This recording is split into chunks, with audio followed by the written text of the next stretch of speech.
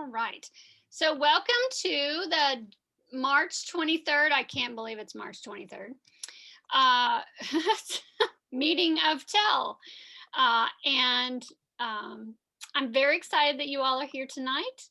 And we have a lot of things to cover. So I'm going to go ahead and just dive right in. So our agenda tonight is that we are going to, and continue if you've just logged in, you can go ahead and tell us about your favorite assignment, or you can read the little prompt that I've put there on the chat. So I guess this is my welcome. Welcome to TEL tonight. So we're going to do a welcome. I'm welcoming you now, and a devotion. And then we're going to elect new TEL officers for the 2021-22 school year. Then we're going to discuss the upcoming TEL banquet, which I think is going to be in person, socially distanced, and all things considered. And then Natalie Faree is going to introduce our speaker, and then we are going to be blessed by Dr. Slocum, who will be talking to us about Universal Design for Learning. And then we'll have a little bit of a closing. All right, so I'm going to start out with my devotion, and then we'll say a little prayer over the meeting, and then I'll turn it over to Dr. Ryle, who will talk to us about electing our new TEL officers. And I promise to go quick because we have a lot to cover. All right, so here is a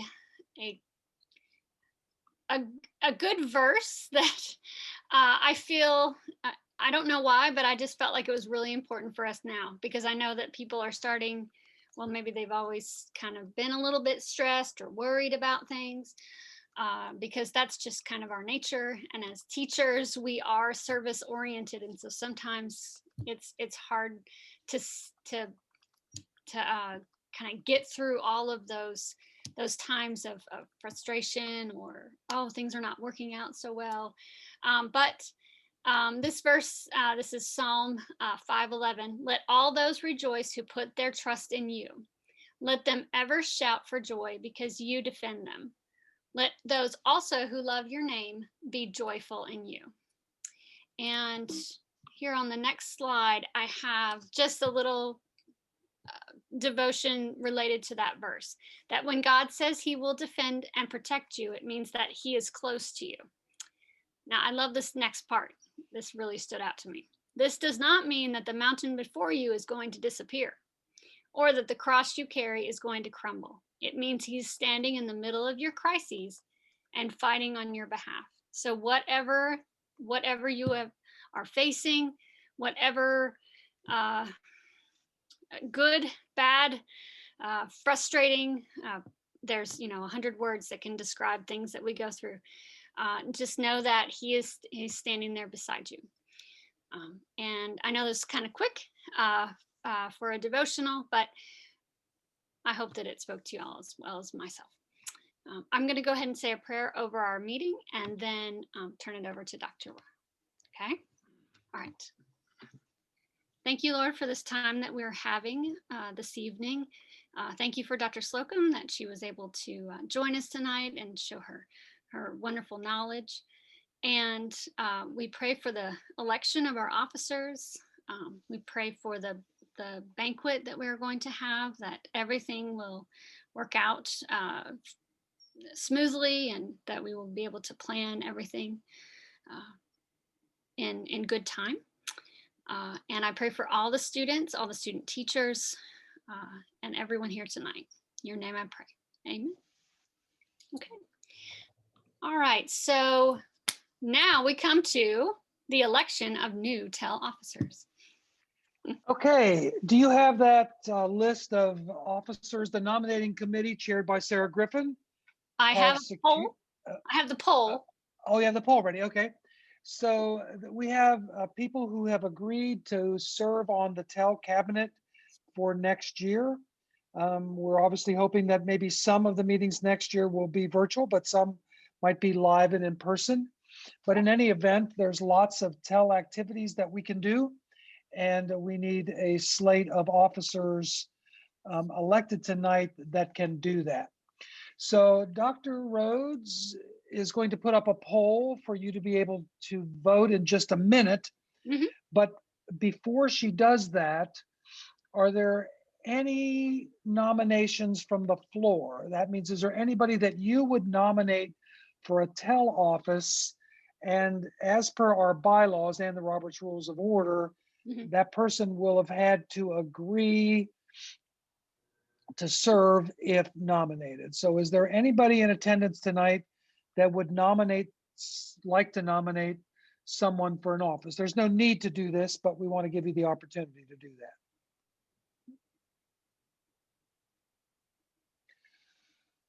Okay, then hearing no nominations, Dr. Rhodes will put the poll up there Yes. and we I hope. need to make a note. I'm sorry, Dr. Rowe.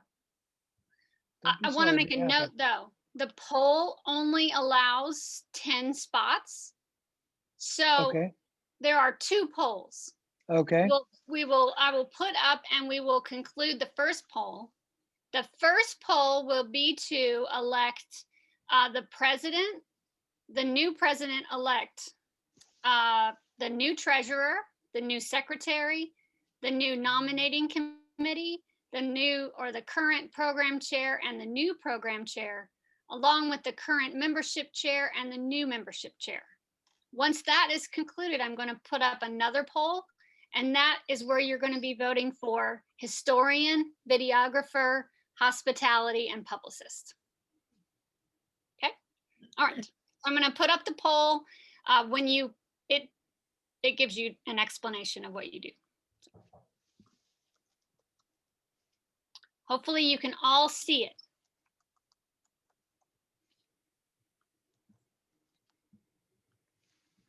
Please let me know if you cannot see it.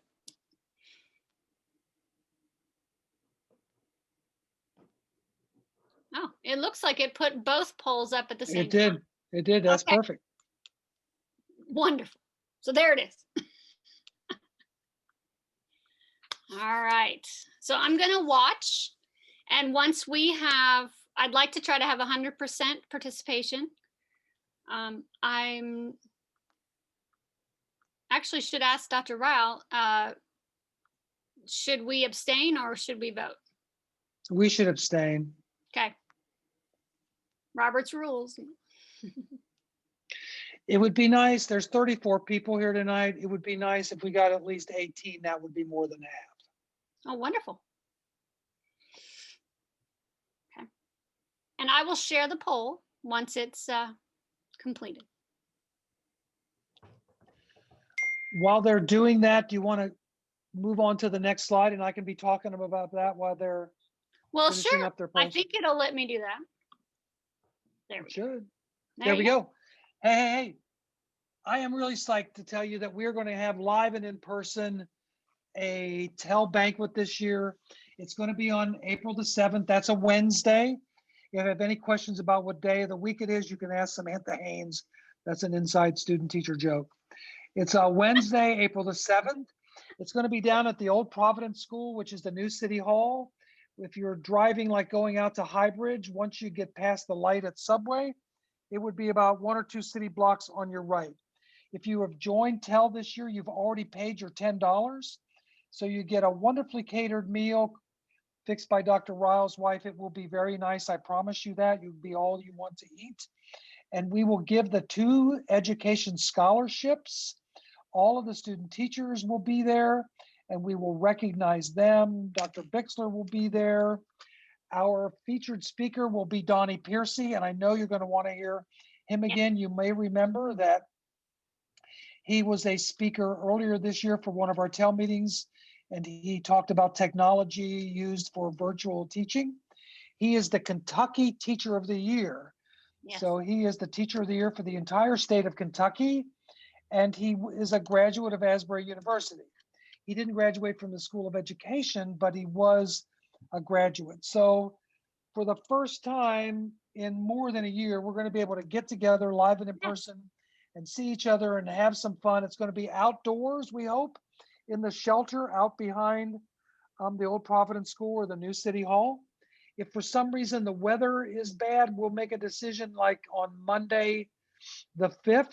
and we will have it down at Wilmore Elementary School in the cafeteria. So we already have a backup plan, but we're hoping that we can have it outside because it'll be beautiful and we can play some games or do whatever we want to Yeah. do. So look for that email tomorrow so that you can sign up Yeah. to come to our TEL banquet. And we want obviously all the officers together, and um, looking forward to a great time and a good meal and a great talk to us by Donnie Piercy.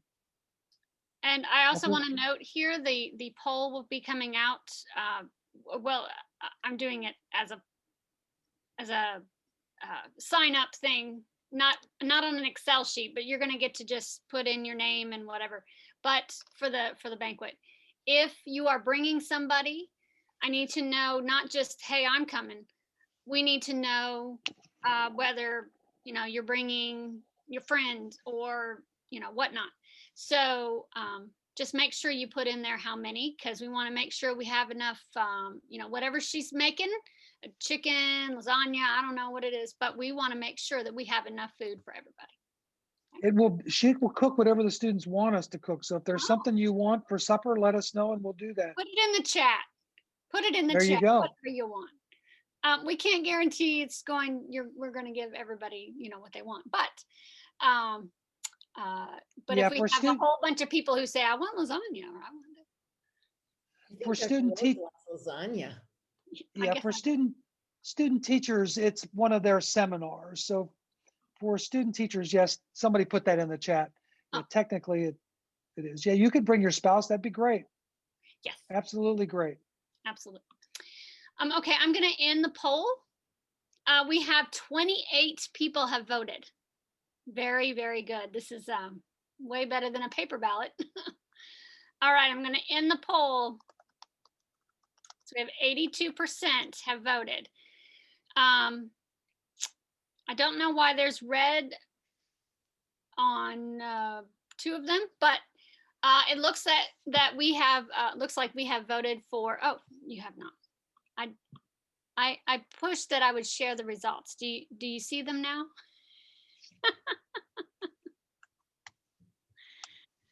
Zoom can. Yes. Yes, wonderful.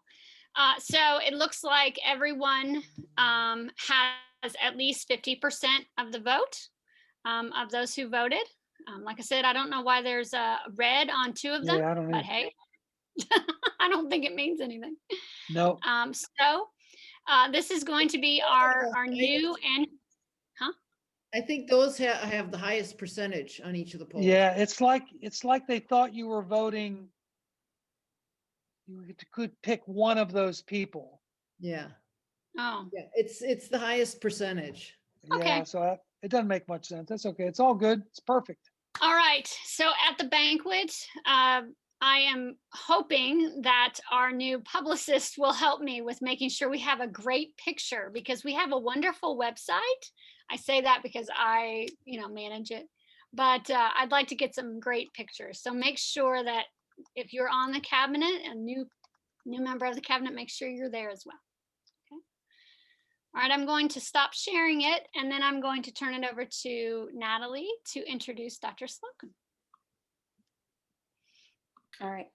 Well, hello, everyone. I am Natalie. If you haven't been to one of these meetings before, I'm a senior at Asbury, and I'm here to introduce our speaker, Dr. Slocum. She is the director currently at Asbury at Academic Accessibility Resources.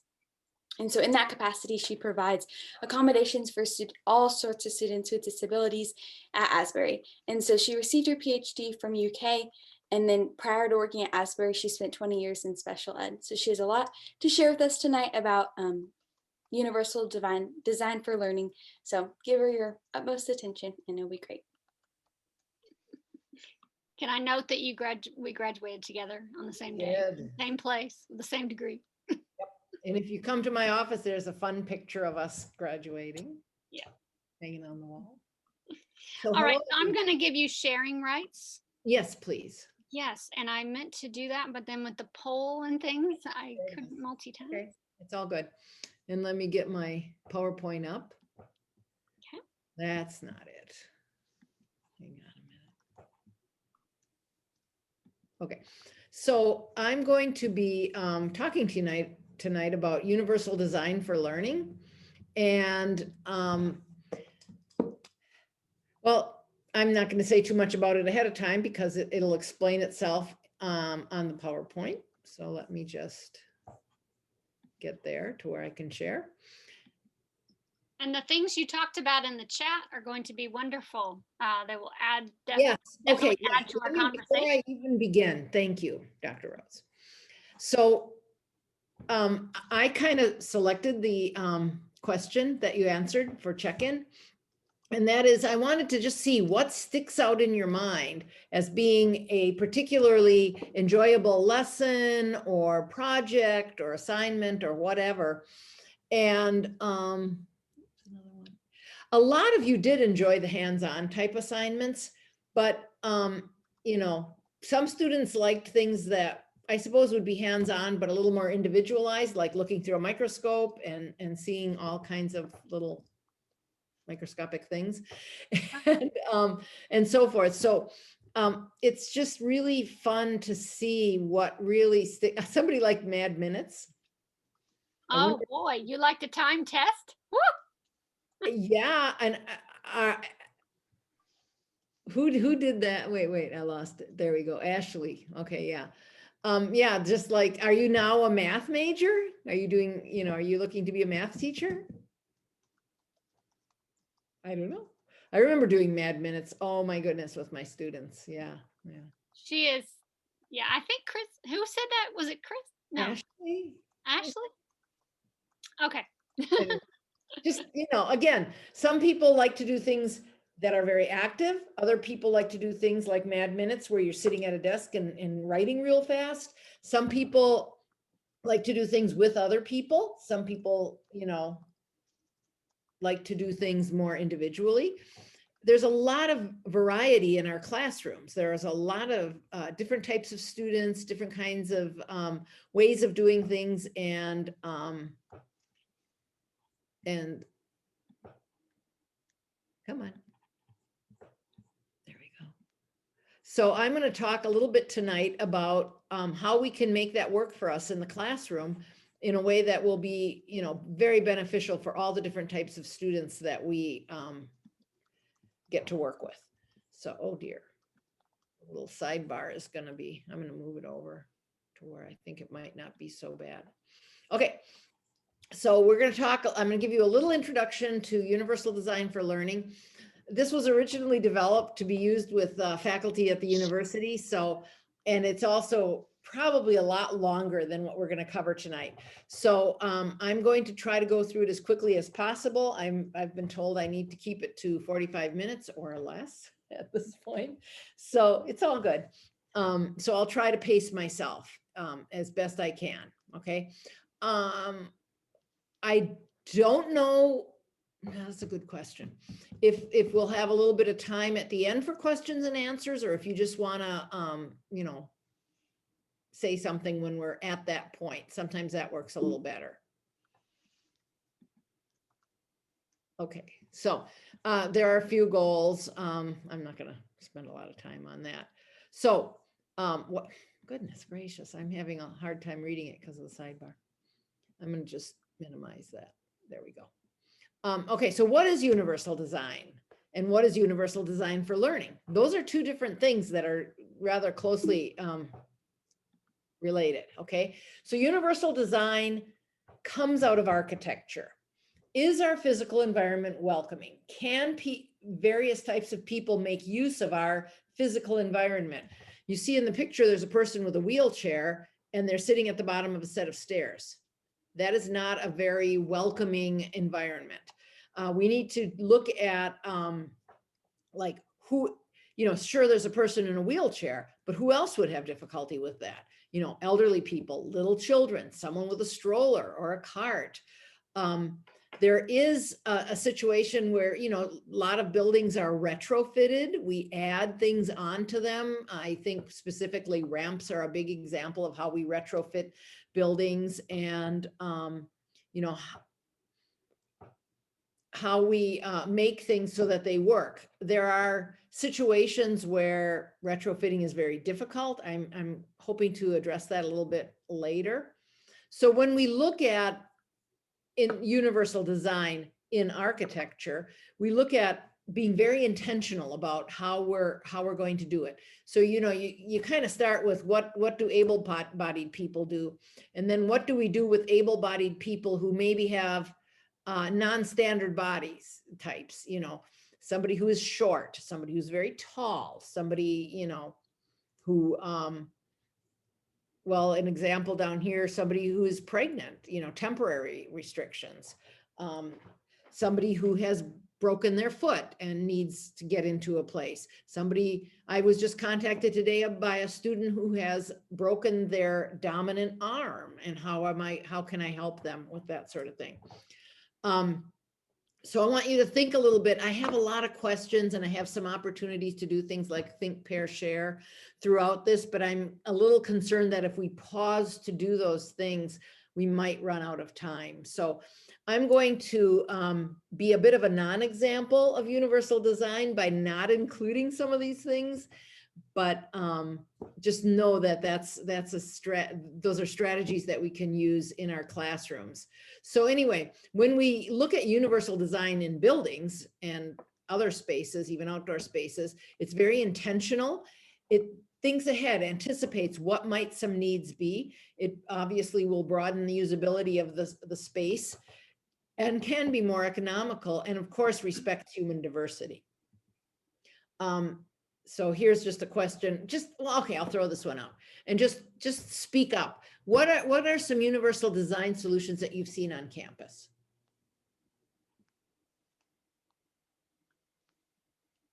Just talk. Unmute yourself and talk. What are some rather obvious universal design things you've seen? How about for getting into buildings? I'm not on campus, but I would think ramps and maybe some special type handrails or automatic opening doors, maybe some of those kind of things. Good. And one thing my office is in the library, so it's a much more contemporary building. But one thing that I have noticed and paid attention to are doorknobs. They're not the kind that turn. They're like levers. So a person who didn't have good hand grasp could, use their forearm to push the doorknob down or the handle down and then hook it and pull the door open or push it, that sort of thing. So taking into account that. One thing that always bugs me, every bathroom on campus has an accessible stall. How would a person in a wheelchair get into those bathrooms? Virtually no bathrooms, none of the bathrooms I've seen have any kind of a door activator on it. So the person in the wheelchair would still be dependent upon having a friend or someone let them into the bathroom. So, you have to really think of all the aspects in universal design to try to make things truly accessible to all people. And I sort of have this mindset where anywhere I'm going, I'm kind of always got that in the back of my mind. So, again, educators took the idea of universal design in architecture and said, we could do something similar in learning. Okay, is our environment welcoming? Will we take into account so many, many different types of students?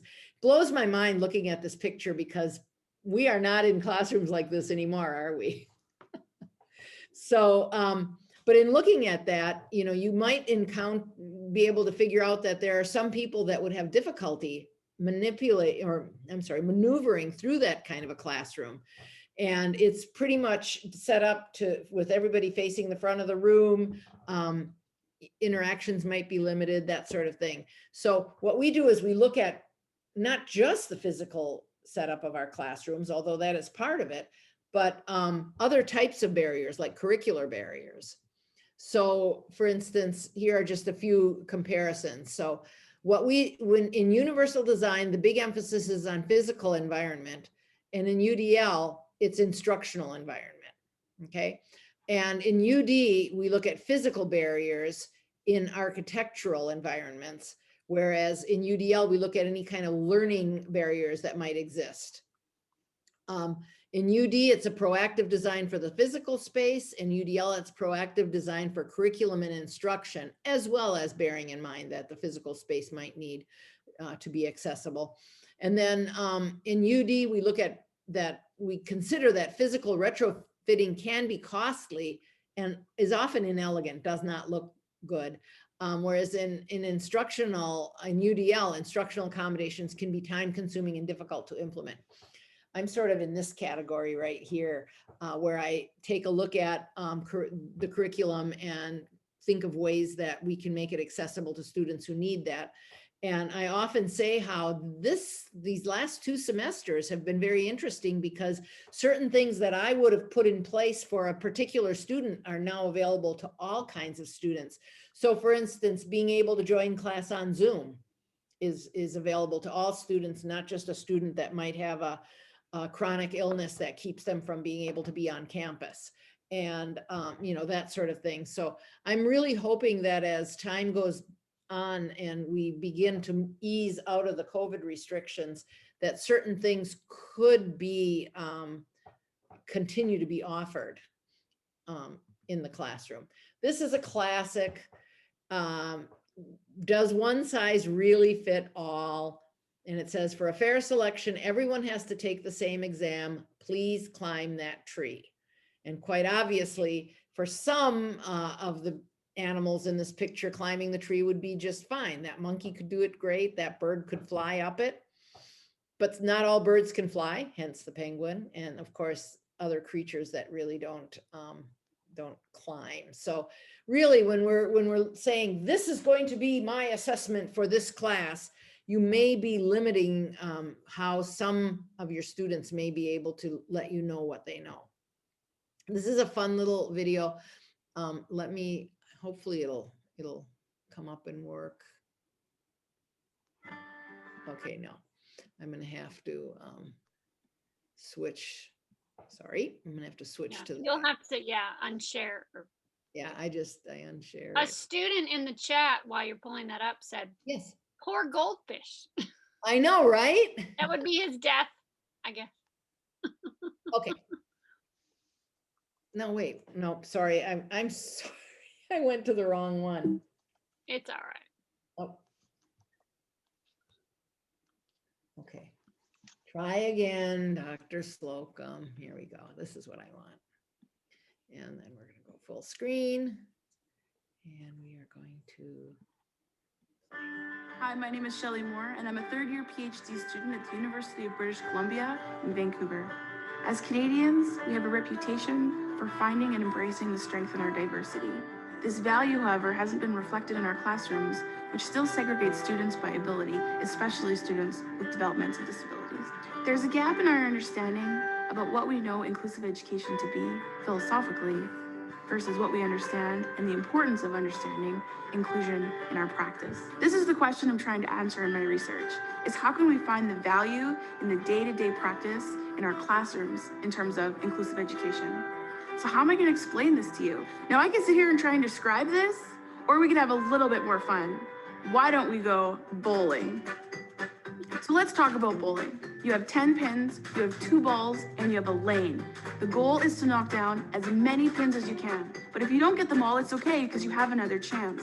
But when I bowl and roll the ball down the middle and I don't knock them all down, what often ends up happening to me is that there's 2 pins left standing on either end and they stare at you. It's the 7-10 split and it's the hardest shot in bowling. How is bowling like teaching? The ball was the lesson, the pins are the kids. We aim for the middle, we do the best we can. The pins that are left standing, we often have another chance to kind of get to them, but at the end of the day, those 2 pins that are staring, looking at you are kids who need the most support and are kids who need the most challenge. So we end up choosing one and the other one is left standing. I just took all the fun out of bowling. Now, I don't know how many times you've watched professional bowling, but I spent an afternoon watching professional bowling. And let me tell you, there was not one bowler who rolled that ball down the middle of the lane. They throw the ball down the lane at a curve. And I was actually really curious about this, so I called up a professional bowler. He was so excited. I don't think he gets a lot of calls about education. He said the reason why the ball has to enter at a curve is because you will knock down more pins and create a bigger domino effect if you enter at that angle. But in order to do that, you have to change your aim.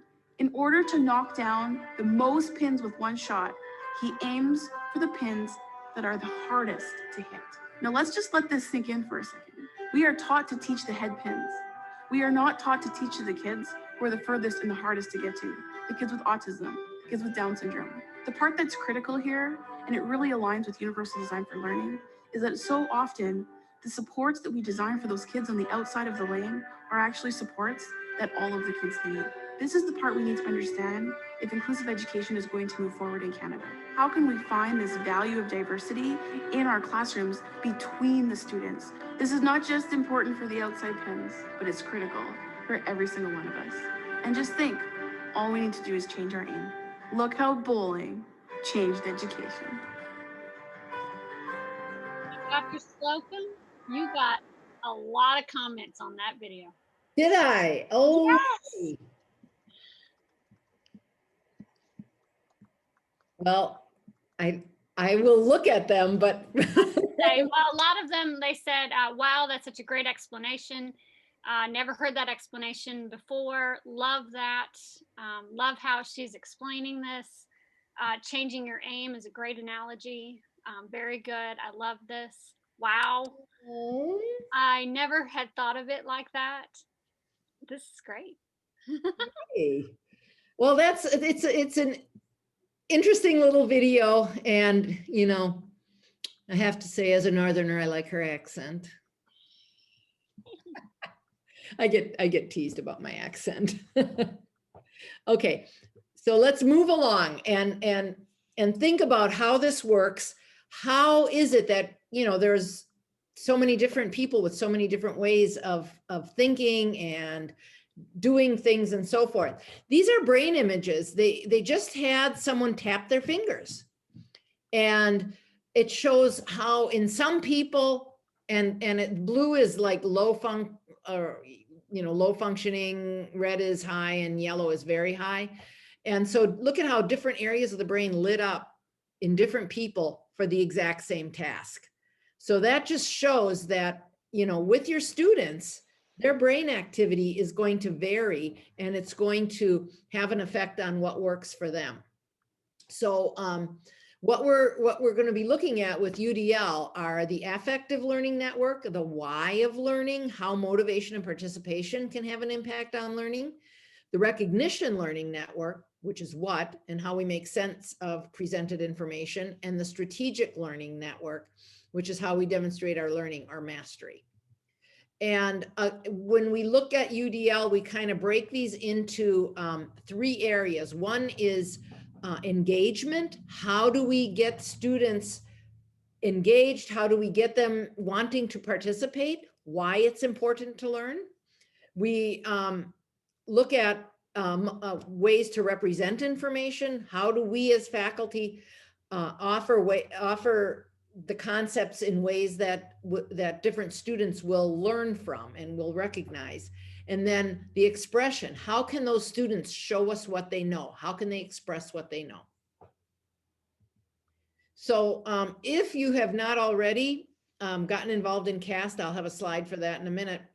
This is the place to go to learn about UDL, and it has so very many resources. But we're going to talk a little bit about multiple means of engagement. How can we get as many students as possible engaged? Multiple means of representation. How can we provide our curriculum in as many ways as we can? And then multiple means of action and expression, or how the students can show what they know. And so the Center for Applied Special Technology is CAST, and it has a wonderful website, which I'm sure Dr. Rhodes will be happy to share with you, that helps deal with things like multiple means of engagement, multiple means of representation, and multiple means of action and expression. So this is, and we're not going to do a think, pair, share. We're going to run out of time, but think about things like an activity. Well, this is a little bit like the opposite of what your little check-in prompt was. So, thinking about an activity in which several students struggled, and then think about a variable that may have helped that student or those students. So we're going to start by looking at multiple means of engagement. So how do we improve the students or involve the students in the learning process? So, because without participation, it's going to be very, very difficult to teach students, and it's going to be very difficult to get them to want to learn. So active participation will strengthen learning and the effectiveness of your teaching. And this basically, I am not going to go through all of these things, but here's a link to CAST so that, Dr. Rhodes, are you going to be sharing the entire PowerPoint with the students? I'm going to share the entire PowerPoint, and I've also put the cast.org website in the chat. Excellent, excellent. So anyway, multiple means of engagement. Again, learners differ markedly. Some are very engaged by spontaneous activities. Others are not. They're disengaged. They might be frightened and really prefer a strict routine. Some learners, as I mentioned earlier, might like to work alone. Others like to work with their peers. And there really isn't one magic bullet. There isn't one particular way of engaging all the different students. So CAST will give you lots and lots of good ideas about how to increase engagement with students and with different types of students.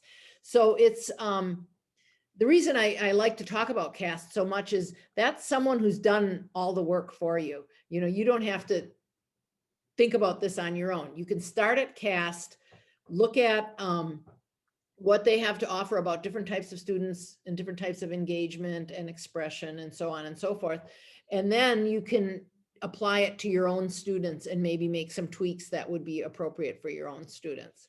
So here's just an example of a way to increase engagement, and that is to pause periodically, like maybe every 15 minutes, and have them do something, an independent review of notes, a short writing assignment, or a think, pair, share, something to just kind of keep them going so they're not just sitting and staring at you while you're lecturing, okay? And then we're not going to do that. Okay, so then with multiple means of representation. So how can you as a teacher present information to your students in ways that will allow people whose brains work a little differently, those neurodiverse students, and get them to understand what you're trying to teach them? So how do I present essential course content to my students? And just being aware that there are various formats that certain students prefer. Some prefer listening. They like auditory things. Some, like me, like visual things.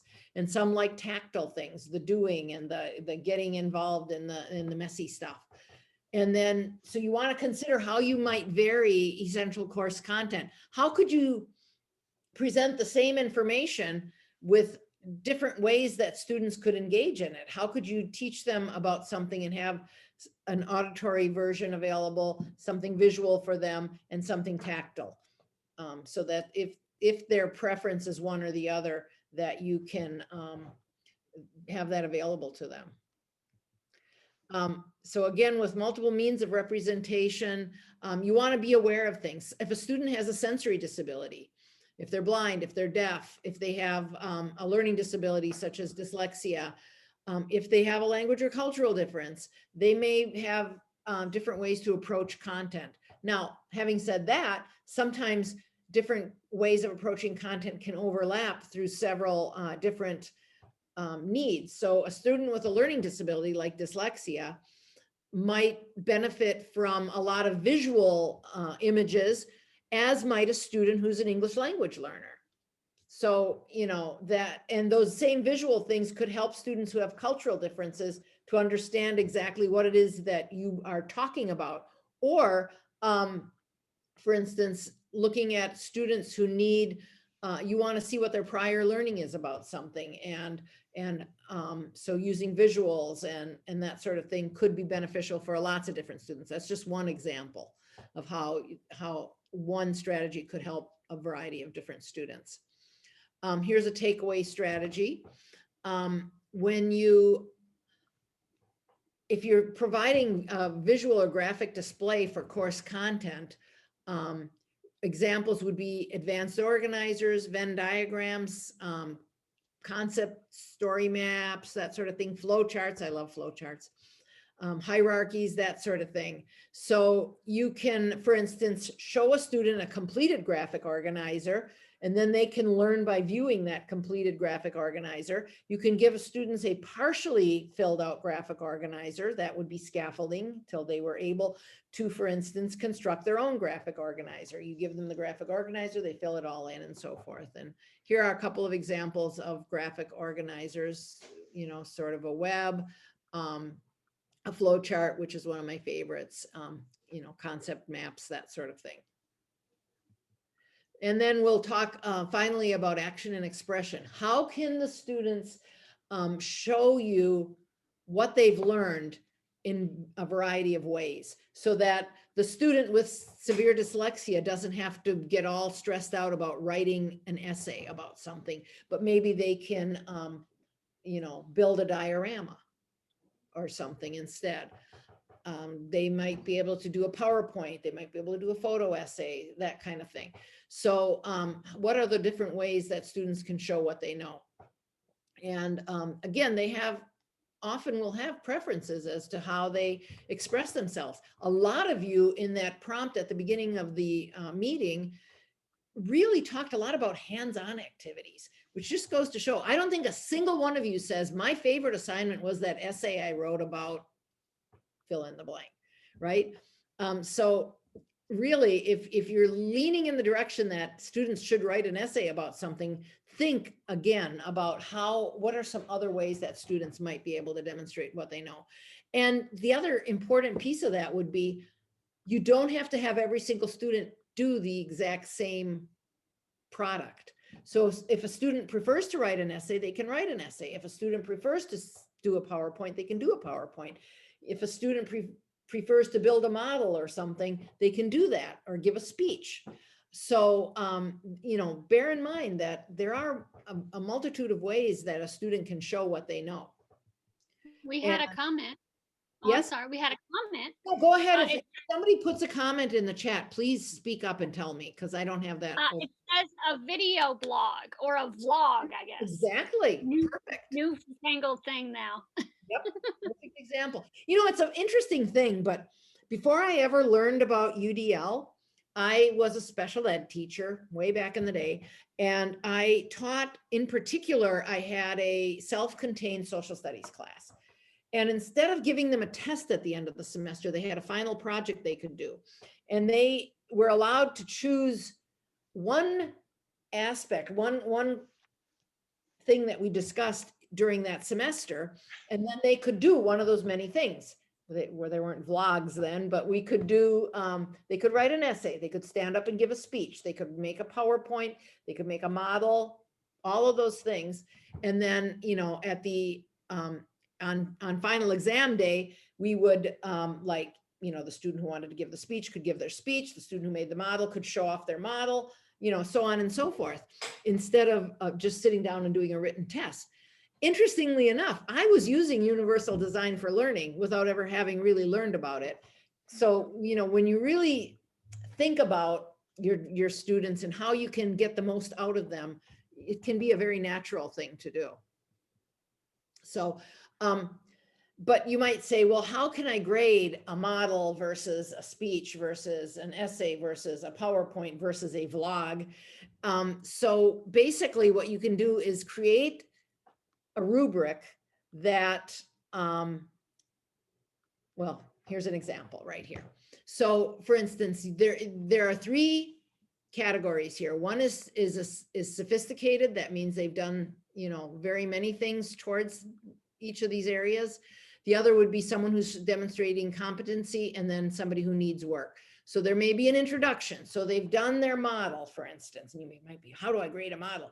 Well, they're going to have to tell you about their model. So they might give an introduction. Why did they choose to do this model? And so on and so forth. And then they can indicate what sort of research they used to come up with what they created. And then a conclusion And then, well, this unfortunately only talks about a written assignment, but you could incorporate, like, okay, the paper is coherently organized and the logic is easy to follow. You could say that the model demonstrates accurate depiction of the architecture of that particular period or something like that. So there are definitely ways that you could do this without it having to revolve around writing. Sorry, I have to take a sip of water. Okay, so here are several resources to create rubrics. You don't have to reinvent the wheel. I love finding things like this. And then let's talk a little bit about what UDL is not, okay? It's not special privileges for a few students. It is not about special accommodations. It is not about what I do. In the best of all possible worlds, where all teachers were incorporating UDL in their classrooms, I would have a very, very small job to do, okay? There might be something extremely specific, like I might, like there might be a student who is totally blind, and so then they would, we would maybe need some special equipment that I would help provide or something like that. So it's not just for students who need accommodations, okay? It's for all students in all their very many ways that they like to learn. We're not watering down the academic expectations. Just because a student is demonstrating what they know in a different way, that doesn't mean they're doing it less. You can have very specific, sorry, I'm sorry. I have a kitchen full of dogs that sound like they're going to try to get noisy. I apologize. Okay. So anyway, it's not making the course easier. You can make the rubric for a vlog or a creation of some sort as demanding as the rubric for an essay. Okay, it's not a magic bullet or a fix for all students. It's not going to solve all, excuse me. Okay, and it's not a formula. There's not like a specific checklist that's going to offer your entire UDL solution. There are excellent resources such as the CAST website where you can say, oh my gosh, I've got a student who has this difficulty. I'm going, what could I possibly do? You can go to CAST, find out some information, some suggestions of what you can do, and then you can help create it to fit the very specific needs of your students. Okay, so some benefits. You can reach a diverse student population. And if you've set up your curriculum to incorporate UDL, you won't necessarily have to do ongoing modifications. It will probably be a lot of work the first year you do it, but from then on, because you're already looking at all the different ways you can diversify what you're doing, it becomes easier. It does provide you with tools to like how to consider the what and how you teach. And it can help increase student participation, achievement, and satisfaction. Will it solve all of the issues with participation, achievement, and satisfaction? May not, but it will definitely give you a lot more in the way of tools to get to a lot more different students. So here is where I chose to have some discussion, and we actually do still have a few minutes left. I really kind of went through that very quickly. So now I've stopped sharing. And I can see the chat. The chat. All right, we do have a question there. And then please feel free to either verbally tell us, ask some questions, or put them in the chat, and we'll make sure to answer that. This is your time with Dr. Slocum. She knows about universal design for learning. And if you have questions, please know that this is a great time. Somebody says, oh, it's Dr. Rhodes. Sorry. We say this relative to autism too. If you've met one student with autism, you've met one student with autism. Not everybody, even students with the same disability are not going to be the same. I hear so much about, oh, those little kids with Down syndrome, they're so sweet and caring and lovable, except for the one that used to run away and flushed her watch down the toilet because she didn't want to learn how to tell time. Stuff like that. Sometimes they can realize how cute they are and they can play that to their advantage. But anyway, embrace individuality. If you go into my office, you'll see a a little sign I made that says embrace neurodiversity. Yeah. Dr. Slocum, Yes. I put this in the chat, it's a little bit at the bottom. One of the challenges right now that we're facing in the classrooms due to the situation this year is a lack of writing ability because there's just not been enough time. So if you have any information that you can email us on how to incorporate writing elements into and with to help bridge UDL with facilitating improvement in that area as a language arts person and social studies, the students are really struggling hitting those requests for testing accountability towards the end of the year. And that's a struggle for a lot of teachers, I think. It is. And I'm not going to talk about standardized tests right now. She and I probably shouldn't talk about them. I think not. I've heard little rumblings Testify.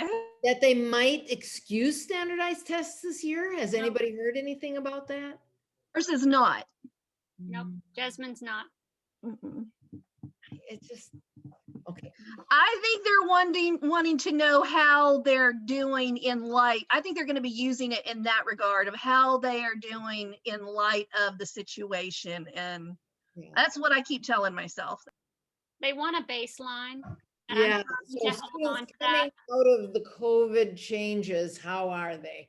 And insofar as writing, are you talking about like composition? Are you talking about the actual physical act of writing? I don't know what grade you're working with. I'm in middle school and I have had some students in 8th grade who had no skills whatsoever with the 3.8 paragraph and essays. And then I've got some students who have great skills, and it's interesting.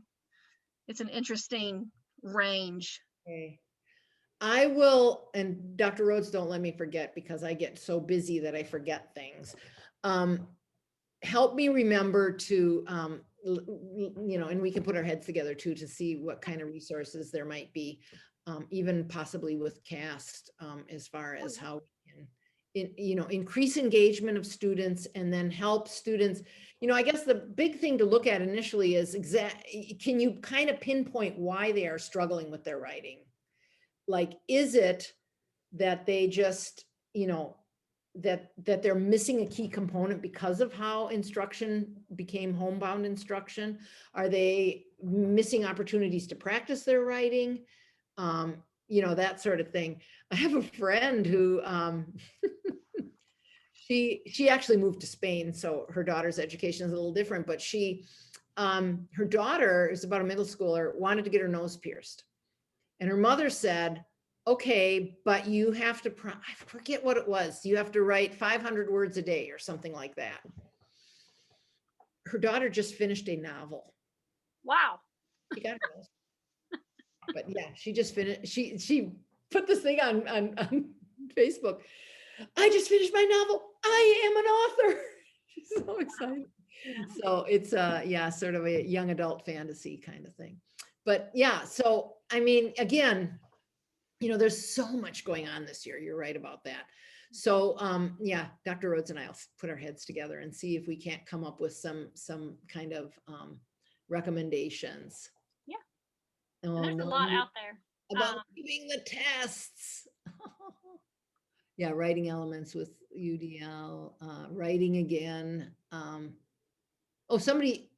That's you, Dr. Rhodes. I keep reading your things thinking you're a student. I'm always a student of life. I know. Talk about lifelong learners, right? Oh yeah.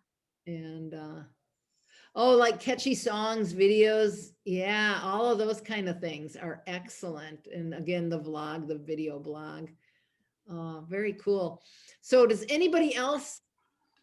Oh, somebody has to leave. They have class at 8. Okay, I understand. Any other questions? I know we've only got about 2 minutes left. Or Dr. Rhodes and Dr. Ryle, do you need to say anything to wrap things up? No, I think we're good. I was just going to close and just Yeah. Tell everybody. Yeah, typically we tell them that 8 o'clock is as long as we'll keep them. Perfect. So do what you need to do then. Well, So thank does you so very much for a great presentation. And Thank you. I really could almost do an entire course on this. Yes. Well, and I think Dr. Slocum and I did, what was it, like 3 hours with faculty? So, I mean, it was, Yeah, a couple hours, and this was sort of the core of it. yeah. So I really kind of slammed through it very quickly. I feel as though I might have left you with questions, but you know, are you providing them with my contact information? Yes, Mhm. and I can do it on here, or if you wanted to put it at the beginning of your PowerPoint, and then when I share it with them, it'll be on there, your contact information. Okay. I can do that. And then if they have any questions, they can direct it to you. And you all, she is at Asbury, obviously, as she said. So it's victoria.slocum@asbury.edu. And So my office is in the library. If you come in and go way around to the right, to the front right corner, that's where I am. I'm going to put her. It's a her- friendly little place. All right, so I put it there, the Victoria Slocum at asbury.edu. And when I put up the video for tonight, I'm also going to link her notes, and I will put some of the CAST website, not just the cast.org, but there is the UDL Builder. In some of my classes, I have shown them the where if you have a lesson you want to teach, you can say what you're going to teach, and it will give you some ideas, Yeah. which is really nice. So I you was can- even thinking that, you know, if you had a class in UDL and you didn't want a written final exam, you could create this. It was such a great idea. It was like, yeah, create this hypothetical classroom with this many students are on grade level and this many students are struggling and this many students have some sort of an IEP and this many, you know, and then take a lesson and using the CAST website, create, you know, how you might incorporate UDL. we might think about doing something like that in some of our classes, because lesson planning is very important and a huge part of their curriculum. So. Yeah. Really. All right. Well, does anyone else have any questions? Thank you so much, Dr. Slocum, for being here with us tonight. And if anyone has any questions for her, just email her, or you can email me and I can pass it along to her. And if you have any questions about the banquet or the TEL cabinet or anything, speaking of the TEL cabinet, I will be contacting you all. I'd like to have a meeting pretty soon, so just be looking for that. And for the banquet, and we install them at the banquet. Yep. So for sure they need to be there. Yep. And make sure that you are watching out for the banquet sign up. And other than that, I think we're good to go. Thank you all. See you guys. Bye. Bye.